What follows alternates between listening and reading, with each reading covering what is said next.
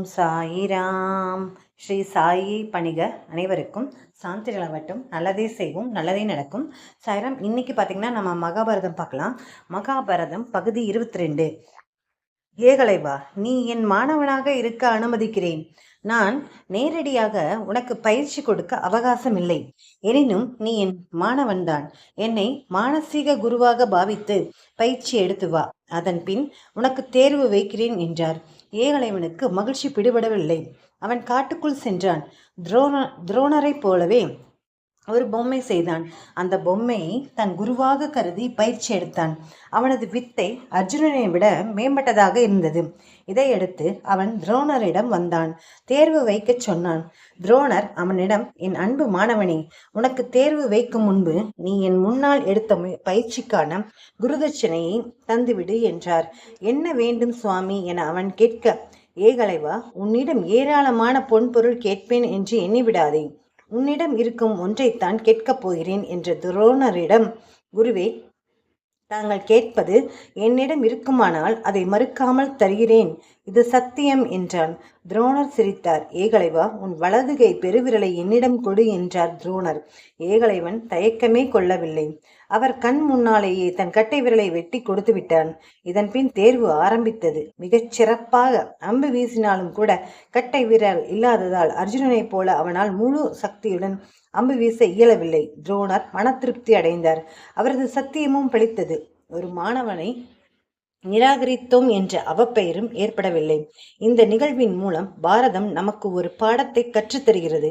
ஒரு மாணவனிடம் சிரத்தை இருந்தால் அவன் ஆசிரியர் இல்லாமலே பாடங்களை படித்து முதல் வகுப்பில் தேர்ச்சி பெற்று விடுவான் என்பதற்கு இது ஒரு உதாரணம். நம் மாணவர்களுக்கும் பள்ளிக்கு ஆசிரியர் வரவில்லையே, நடத்தவில்லையே, புரியவில்லை என்றெல்லாம் மாணவர்கள் சொல்லக்கூடாது. சுயமுயற்சியே வாழ்க்கையை பலமாக்கும் என்பதை இந்நிகழ்ச்சி மூலம் உணர வேண்டும். மேலும் ஒருவனுக்கு செய்து கொடுத்த சத்தியத்தை காப்பாற்ற இன்னும் சிலர் பாதிக்கப்படுவதனால் அந்த பாதிப்பை பெரிதென கொள்ளாமல் சத்தியத்தை காப்பாற்ற வேண்டும் என்பதையும் இந்நிகழ்ச்சி தெளிவுபடுத்துகிறது. அதே நேரம் பாவம் செய்தவர் அதற்குரிய பலனை பெற்றே தீர வேண்டும். இன்னும் சில நாட்களில் துரோணர் இதற்குரிய பலனை பெறப்போகிறார். என்ன பலன் அது? படித்துக்கொண்டே செல்வோமே. குறிப்பிட்ட நாளில் கௌரவர்களும் பாண்டவர்களும் யுத்த அரங்கத்தில் கூடினர். துரோணர், கிருபர், பீஷ்மர், திருதராஷ்டிரன், அவன் தம்பி விதுரன் என ஏகப்பட்ட முக்கியஸ்தலர்கள் அங்கே குவிந்தனர். போட்டி துவங்கியது. எல்லோரும் தங்கள் வித்தையை சிறப்பாக காட்டினர். ஒருவருக்கொருவர் சளைத்தவர்கள் அல்ல என்ற வகையில் நடந்த போட்டியை பிரமாதம் என மக்கள் புகழ்ந்தனர். சிலர் தேரில் ஏறி மின்னல் வேகத்தில் செலுத்தி வீரத்தை வெளிப்படுத்தினர். எல்லோருக்கான வித்தைகள் முடிந்த வேளையில் துரியோதனனுக்கும் பீமனுக்கும் கதாயுத போர் நடந்தது. இருவரும் கடுமையாக மோதினர். பீமனை துரியோதனனுக்கு பிடிக்கவே பிடிக்காது என்பதால் துரியோதனன் மிகுந்த ஆக்ரோஷத்துடன் நிஜமாகவே தாக்க ஆரம்பித்தான். பீமன் என்ன சாதாரண மாணவனா? விடாக்கண்டனாயிற்றே. அவனும் துரியோதனனை உதைக்க ஆரம்பித்தான். அந்த இருவரும் 10,000 யானை பலம் கொண்டவர்கள் போல தாக்கிக் கொண்டனர் என்று சொல்கிறது வில்லி பூத்தூரார் பாரதம். சற்று நேரத்தில் இருவரும் போர் விதிகளை மறந்துவிட்டு தாறுமாறாக தாக்க ஆரம்பித்தனர். உடனே துரோணரின் மகன் அஸ்வத்தாமன் அவர்களுக்கிடையே புகுந்தான். வீரர்களே, இது போர் அல்ல, போட்டி. போதும் உங்கள் விளையாட்டு. இருவரும் வெளியேறுங்கள் என்றான். ஒருவரை ஒருவர் முறைத்தபடி 2 வீரர்களும் களத்திற்கு வெளியே சென்றனர். பின்னர் அர்ஜுனன் தன் வித்தையை காட்ட ஆரம்பித்த போது அரங்கமே அதிரும் வகையில் மகிழ்ச்சி ஆரவாரம் செய்தனர் மக்கள். அதிபயங்கர அஸ்திரங்களை மேலே எய்து அவற்றின் உக்கிரத்தை மற்ற அஸ்திரங்களை எய்வதன் மூலம் தனித்தான். இப்படி கூட்டத்தினர் ஆச்சரியப்பட்டு கொண்டிருந்த வேளையில் ஒரு மாவீரன் தன் ஆசனத்தில் இருந்து எழுந்தான். துரோணாச்சாரியார் முன்னால் சென்றான். அவரது பாதங்களில் பணிந்தான். பெருமானே, நானும் இந்த யுத்த ரங்கத்தில் என் வில் வித்தையை காட்ட விரும்புகிறேன், அனுமதி கொடுங்கள் என்றார். துரோணர் தலையசைத்தார். என்ன அதிசயம்! அந்த வீரன் வில் வித்தையில் அர்ஜுனனை மிஞ்சிவிட்டான். அர்ஜுனனின் வித்தைகள் இவன் வித்தைக்கு முன்னால் தூசு துரும்பாக இருந்தது. ஏகலவனை அடக்கி அனுப்பிவிட்டும் அந்த பாவம் என்னை இந்த புதிய வீரனின் வடிவத்தில் தாக்குகிறதோ? துரோணர் அதிசயித்து போய்விட்டார். அர்ஜுனனும் தனது நிலைக்காக வெட்கப்பட்டான். இவ்வளவு அரிய கலைகளை இவன் எப்படி படித்தான்? நமக்கு இதில் ஏதும் தெரியாதோ? அவன் தலை குனிந்து நின்றான். கூடியிருந்த மக்கள் எல்லாம் அர்ஜுனனை விட புதிய வீரனே சிறந்தவன் என கொண்டாடினர். இந்த புதிய வீரன் துரியோதனின் உயிர் நண்பன். பரிதாபத்திற்குரிய பிறவி. ஒரு தாய் செய்த தவறின் விளைவாக உருவான பிள்ளை. அரண்மனையில் வளர வேண்டிய இவன் ஒரு தேரோட்டியில் வீட்டில் வளர்கிறான். செம்மையான கேரக்டருங்க. கர்ணனை பிடிக்காதவங்க யாராவது இருக்க முடியுமா? அவ்வளோ நம்ம வீட்டு பையன் மாதிரி எனக்கெல்லாம் தோணும் நிஜமாவே. அந்த கர்ணனை வந்து ஹிந்தியில் போட்டாலும் சரி, தமிழில் போட்டாலும் சரி, பாலிமரில் போட்ட கர்ணன் அது ஒரு அழகு. அவரோட நடிப்பு செமையாக இருந்துச்சு. மகாபாரதத்தில் போட்ட கர்ணன் அதை விட செமையாக இருந்தார். கர்ணன் பேர் வச்சாவே எங்களுக்கெல்லாம் ரொம்ப பிடிக்கும். கர்ணனை பிடிக்காதவங்க யாருமே இருக்க மாட்டாங்க. எனக்கு தெரிஞ்சு இது வரைக்கும் கர்ணனை பற்றி பேசும்போதெல்லாம் எல்லாத்துக்கும் பிடிச்சிருக்குன்னு சொன்னாங்க. எங்கள் ரிலேஷனில் கூட மாமா வந்து அவங்க தம்பிக்கு, அவங்க பெரியப்பா பையனுக்கு வந்து கர்ணன்னு பேர் வச்சாரு. நேதிக்கு பார்த்தீங்கன்னா ஒரு அதிசயம் என்னென்னா, அவங்க எங்கள் பங்காளிங்க. அவங்களுக்கும் எங்களுக்கும் ஒரு சொத்து பிரச்சனைனால, பெரியவங்க முடிவுனால அவங்க கிட்ட போக முடியாத சூழ்நிலை ஆயிடுச்சு. ஆனால் தம்பி போய் அவங்க அந்த கர்ணனோட அக்கா அவங்க மட்டும் எங்ககிட்ட நல்லா பேசுவாங்க.